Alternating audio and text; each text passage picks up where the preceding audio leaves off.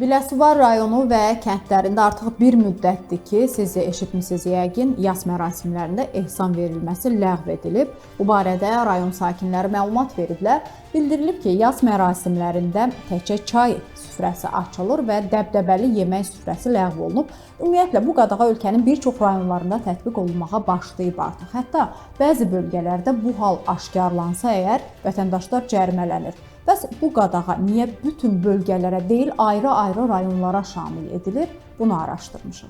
Yas mərasimlərinin keçirilməsi ilə bağlı əlbəttə ki, ictimai tənzimləməyə ehtiyac var. Burada güman edirəm ki, bu istiqamətdə xeyli müzakirə olunan və mübahisələndirilən məsələlər var. Cərimələrlə tənzimlənən məsələ deyil. Bu ictimai tənzimlənmə ilə bağlı məsələdir. Yəni cəmiyyət özü bu məsələləri tənzimləməlidir. Çünki bilirsiniz, yas mərasimlərində çox arzuolunmaz hallar müşahidə olunur. Belə ki, üzrü düşmüş şəxsin problemləri çoxluğuna baxmayaraq, hələ əlavə problem də gələnlərin yola salmaq, qarşılamaq və ehsan məclisi təşkil etmək kimi əlavə problemlər son vaxtlar özünü göstərir.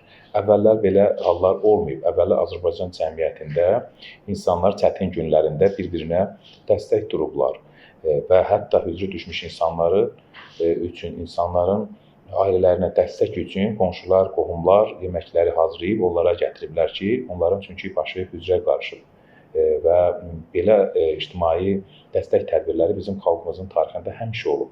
Ancaq son vaxtlar çox əfsuslar olsun ki, bu yas mərasimlərdən merkantil məqsədlərlə istifadə edən işbazlar var, mərasim zalları var və bu insanlara sanki qonşudan geri qalma kimi sosial yarışa qoşublar və hətta aztəminatlı insanlar belə banklardan borc götürərək məcbur olub qonşudan geri qalmamaq üçün təmtəraqlı yas mərasimləri təşkil edirlər, ehsan məclisləri təşkil edilir. Bu, əlbəttə ki, onların ailə büdcəsi üçün çox böyük problemdir. Bir tərəfdən hüzurları düşüb, digər tərəfdən də maliyyə problemləri ilə qarşılaşırlar bu halda.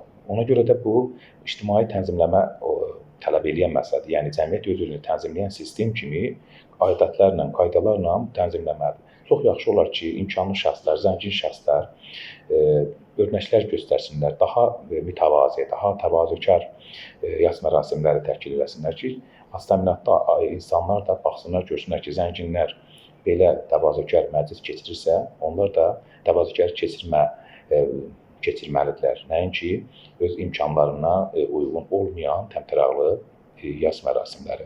Və çox yaxşı olar ki, insanlar ümumiyyətlə bu yas mərasimlərin bu şəkildə keçirilməsinə deməli, yol verməsinlər və sağlığında öz əzizlərinin deməli, qulluğunda dursunlar, onlara xidmət göstərsinlər, onların problemlərinə dəstək dursunlar.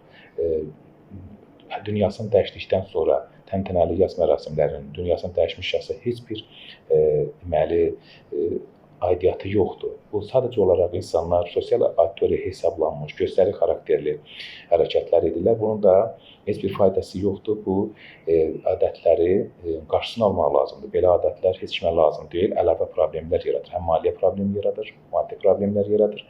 Həm də ümumiyyətlə bu arzuolunmaz və məqsədə uyğun olmayan törələrdir ki, bunu ictimai yolla tənzimləmək lazımdır. Bunu dövlət tənzimlənməsinə ehtiyac yoxdur. Bununla bağlı da heç bir deməli, dövlət tərəfindən qadağan yoxdur və cərimə anlayışı da yoxdur. Ümumiyyətlə bu cərimələrlə tənzimlənməsi məsələ deyil. Onu da bildirək ki, hazırda Azərbaycan Respublikasının qanunvericiliyində, o cümlədən İnzibati Xətalar Məcəlləsində, Cinayət Məcəlləsində və ya yerli icra hakimiyyətləri haqqında qanunvericilikdə yas mərasimində ehsan verilməsinə görə cərimə nəzərdə tutulmur. Hüquqşünaslar da deyirlər ki, belə bir xətanın, yəni ehsan verildiyinə görə fiziki şəxsin, ailənin və yaxud da ki, sahibkarın cərimələnməsinin hüquqi əsası yoxdur.